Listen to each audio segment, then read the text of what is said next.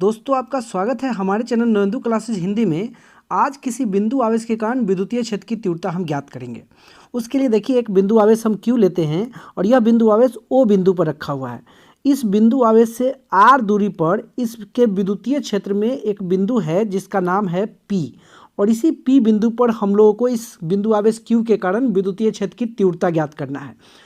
विद्युतीय क्षेत्र की तीव्रता ज्ञात करने के लिए यहाँ पर एक हम टेस्ट चार्ज ले आकर रखते हैं, परीक्षण आवेश, और उस परीक्षण आवेश का नाम है क्यू नॉट। तो देखिए जिन लोगों को वीडियो से ही नोट बनाना है उनके लिए हम यहाँ पे फॉर्मल डिटेल भी लिख दिए हैं। देखिए हम लोग क्या लिखेंगे, माना कि एक आवेश क्यू है जिससे आर दूरी के बिंदु पी पर विद्युतीय क्षेत्र की तीव्रता ज्ञात करनी है। पी बिंदु पर हम लोगों ने देखिए क्या ला कर रखा है, टेस्ट चार्ज क्यू नॉट। तो पी बिंदु पर रखे गए टेस्ट चार्ज पर आप जानते हैं कि बल रहेगा। आप जानते हैं कि जब ही इस आवेश के विद्युतीय क्षेत्र में अगर आप टेस्ट चार्ज लेकर आएंगे तो यह आवेश उस टेस्ट चार्ज पर बल लगाएगा।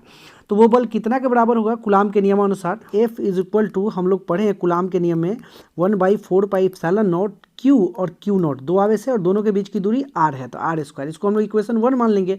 आप ऊपर में देख सकते हैं कि एक आवेश Q है और एक आवेश Q नॉट है, बीच की दूरी क्या है R, तो 1/4πε0 Q not by R square. अब देखिए हम लोग को P बिंदु पर विद्युतीय क्षेत्र की तीव्रता निकालना था, लेकिन हम लोगों ने P बिंदु पर रखे गए टेस्ट चार्ज पर लगने वाला बल निकाला। विद्युतीय क्षेत्र की तीव्रता निकालने के लिए हम लोग फॉर्मूला पढ़े हैं बल बटा आवेश। तो देखिए अब P बिंदु पर विद्युतीय क्षेत्र की तीव्रता, तो आप फॉर्मूला एक पढ़े होंगे E is equal to F by q not. तो आप देख सकते हैं F का वैल्यू हम लोग इक्वेशन फर्स्ट से रखेंगे 1/4πε0 Q not by R square. तो देखिए F के जगह पे रखेंगे 1/4πε0 Q not by R square और नीचे में क्यू नॉट। तो ये क्यू नॉट और क्यू नॉट क्या हो जाएगा, कैंसिल। तो देखिए हम लोग को बचेगा क्या, फाइनल हम लोग को मिलेगा 1/4πε0 क्यू बाई आर स्क्वायर, कितना बराबर, ई बराबर। तो मैं आपको बताऊं यही किसी बिंदु आवेश के कारण विद्युतीय क्षेत्र के तीव्रता का व्यंजक है। यहाँ पर हम लिख भी देंगे।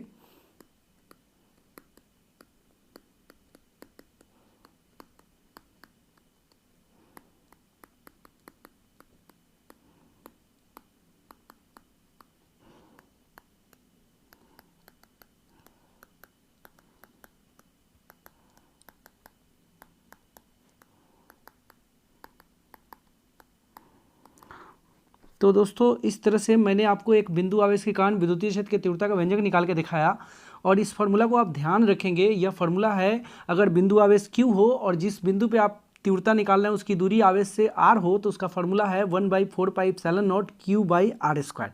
लेकिन अब इस फार्मूला को हम आपको सदिश रूप में लिख कर दिखाएंगे। देखिए सदिश रूप में लिखने के लिए आप जानते हैं कि आवेश Q जो है एक धनात्मक आवेश है, और जिसके कारण इस P बिंदु पर जो विद्युतीय क्षेत्र की तीव्रता होगी यह बाहर की ओर होगी। आप जानते हैं धन आवेश के कारण विद्युतीय क्षेत्र की तीव्रता बाहर की ओर और ऋण आवेश के कारण अंदर की ओर होती है। तो यह तीव्रता बाहर की ओर हो गई। अब इस तीव्रता को सदिश रूप में लिखने के लिए यह O और P के बीच का जो विस्थापन R है इसको भी आपको सदिश रूप में सोचना पड़ेगा। तो इसका भी दिशा हम लोग विद्युतीय क्षेत्र के तीव्रता के दिशा में मान लेते हैं। आप देख लीजिए इस विस्थापन वेक्टर OP को हम लोग वेक्टर R के बराबर मानेंगे। तो हम लोग लिख सकते हैं vector OP is equal to vector R। अब इस वेक्टर R के दिशा का जो इकाई सदिश है उसको हम लोग R कैप से डिनोट यहाँ पे कर देते हैं। तो देखिए अब हम सदिश रूप में आपको लिख कर दिखाते हैं।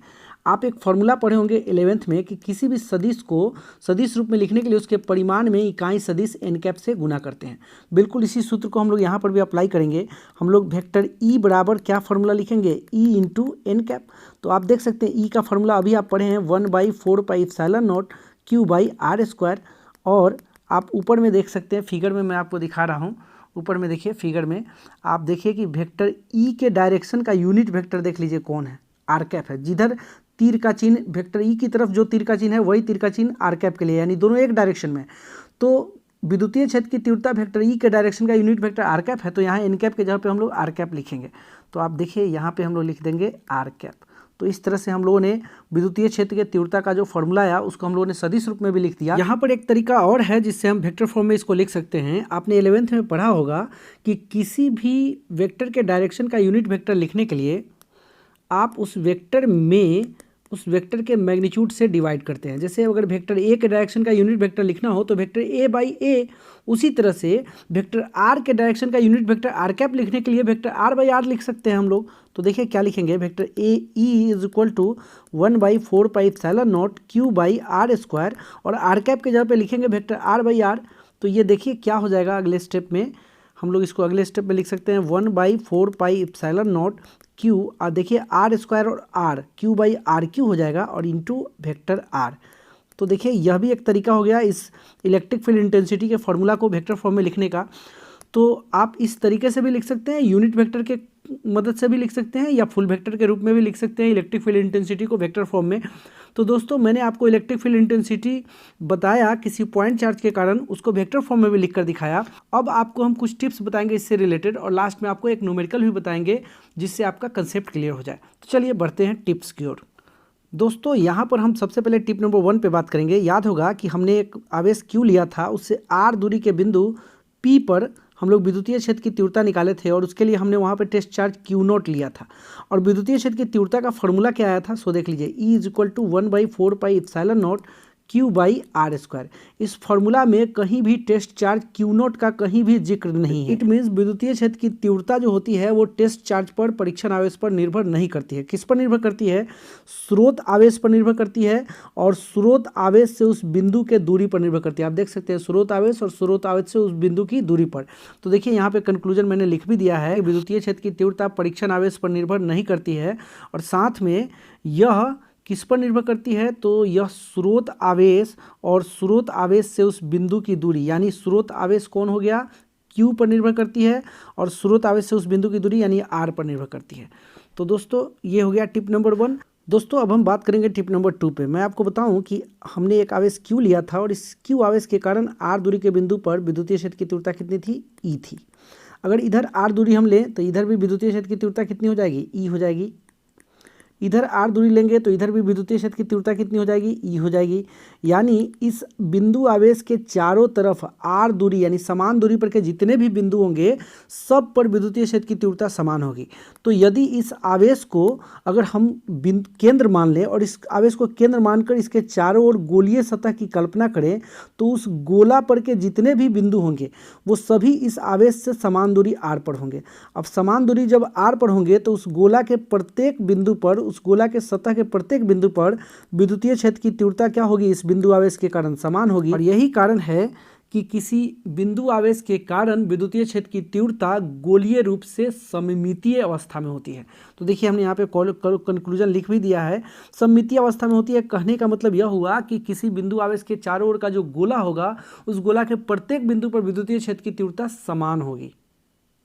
देख सकते हैं किसी एकल बिंदु आवेश के कारण किसी विद्युतीय क्षेत्र की तीव्रता गोलीय रूप से सममितीय अवस्था में होती है। दोस्तों अब हम बात करेंगे टिप नंबर 3 पे। आप देख सकते हैं कि अगर एक बिंदु आवेश Q था, इससे R दूरी के बिंदु पर हम लोगों ने विद्युतीय क्षेत्र की तीव्रता निकाला था, तो यह विद्युतीय क्षेत्र की तीव्रता कितना आया था, 1/4πε0 Q बाई आर स्क्वायर। अब अगर मैं कहूँ कि यह आवेश Q जो है नियत हो, यानी आवेश निश्चित हो, और हम दूरी को बदल रहे हो, यानी कहने का मतलब कि एक दिए गए आवेश के कारण ही अलग अलग दूरियों पर के बिंदु पर अगर हम विद्युतीय क्षेत्र की तीव्रता निकालेंगे तो वह विद्युतीय क्षेत्र की तीव्रता किस पर निर्भर करेगी, दूरी पर। और दूरी के वर्ग का क्या होगी, आप देख सकते हैं दूरी के वर्ग का वो क्या होगी, व्युत्क्रमानुपाती होगी। यानी आप दूरी दुगुना करेंगे तो विद्युतीय क्षेत्र की तीव्रता 1/4 हो जाएगी। अगर आप दूरी को तिगुना करेंगे तो वो विद्युतीय क्षेत्र की तीव्रता 1/9 गुनी हो जाएगी। तो इस तरह से दूरी के वर्ग का व्युत्क्रमानुपाती होती है विद्युतीय क्षेत्र की तीव्रता यदि आवेश नियत हो। तो देखिए यहाँ पे लिखा हुआ भी है कंक्लूजन, किसी दिए गए स्रोत आवेश के कारण किसी बिंदु पर विद्युतीय क्षेत्र की तीव्रता आवेश से उस बिंदु की दूरी के वर्ग का व्युत्क्रमानुपाती होता है। दोस्तों यहाँ पे कंसेप्ट क्लियर करने के लिए हम आपको न्यूमेरिकल भी सिंपल सा बता रहे हैं। न्यूमेरिकल क्या है देख लीजिए, -10 माइक्रो कूलम का एक आवेश है और इससे 6 सेंटीमीटर की दूरी पर के बिंदु पर विद्युतीय क्षेत्र की तीव्रता निकालनी है। तो देखिए आवेश Q बराबर कितना है, 10 माइक्रो कूलम। 10 माइक्रो के जगह पे हम जानते हैं माइक्रो बोलते हैं 10 के पावर -6 को, तो ये 10 के पावर -6 कूलाम बराबर ये हो जाएगा 10 के पावर -5 कूलाम Q बराबर। और आवेश जो है वो कैसा है आप देख सकते हैं, निगेटिव है। आपको आवेश जो विद्युतीय क्षेत्र की तीव्रता का जो फॉर्मूला है उसमें आवेश प्लस हो या माइनस हो, वहाँ पे प्लस माइनस लिखने की जरूरत नहीं है। वहाँ भी जब लिखेंगे तो हम लोग आवेश का परिमाण लिखेंगे। यही काम हम लोग कूलाम बल का जो सूत्र है 1/4πε0 Q1 Q2/r², वहाँ पर भी सेम काम करते हैं। प्लस माइनस होने से कूलाम बल या विद्युतीय क्षेत्र की तीव्रता पर कोई प्रभाव नहीं पड़ता है, केवल उनके दिशा पे प्रभाव पड़ता है। आप जानते हैं कि माइनस आवेश के कारण विद्युतीय क्षेत्र की तीव्रता अंदर की ओर और प्लस आवेश के कारण विद्युतीय क्षेत्र की तीव्रता बाहर की ओर होती है। तो देखिए अब हम लोग R बराबर देखिए क्या दिया हुआ है 6 सेंटीमीटर, तो 6 अगुने सेंटी बोलते हैं 10 के पावर -2 को, तो मीटर। तो देखिए हम लोग को विद्युतीय क्षेत्र की तीव्रता निकालना है और विद्युतीय क्षेत्र की तीव्रता का फॉर्मूला हम लोग पढ़े हैं 1/4πε0 Q/r²। आप जानते हैं 1/4πε0 को 9 × 10 के पावर 9 वैल्यू होता है। Q के जगह पे लिखेंगे हम लोग 10 के पावर -5 और r² के जगह पे लिखेंगे 6 × 10 के पावर -2 का स्क्वायर। तो ये देखिए क्या हो जाएगा। फिर हम लोग आगे बढ़ेंगे, यहाँ पे 9 × 10 के पावर 9 और इंटू 10 के पावर -5, नीचे में हो जाएगा 36 × 10 के पावर -4। आप देख सकते हैं 9 से 36 को काटेंगे तो 4 आएगा। अब फिर देखिए ऊपर में क्या हो जाएगा 10 के पावर 9 फिर -5, नीचे का ये -4 ऊपर जाके +4 हो जाएगा और नीचे में 4। तो ये हो जाएगा 10 के पावर 13 -5 /4। तो फिर देखिए हम लोग आगे इसको क्या लिख सकते हैं 10 के पावर 8 /4 बराबर इसको लिख सकते हैं 100/4 × 10 के पावर 6। 100 में 4 से भाग देंगे तो 25 × 10 के पावर 6। फिर आप देख सकते हैं कि 25 को अगर हम लोग वैज्ञानिक संकेतन में लिखेंगे तो 2.5 × 10 के पावर 7 लिखेंगे। यह किसका वैल्यू हम लोग निकाले हैं, विद्युतीय क्षेत्र की तीव्रता का, और इसका मात्रक होता है न्यूटन पर कूलाम।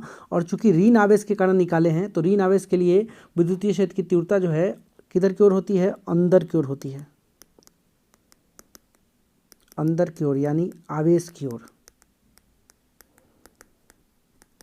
ये दिशा हो गया, ये दिशा हो गया और ये विद्युत क्षेत्र की तीव्रता का परिमाण हो गया। तो दोस्तों आज के वीडियो में इतना ही। वीडियो अच्छा लगा हो तो लाइक शेयर कमेंट जरूर कीजिए और चैनल को सब्सक्राइब करना बिल्कुल नहीं भूलिए। फिर मिलेंगे अगले वीडियो में किसी नए टॉपिक के साथ, तब तक के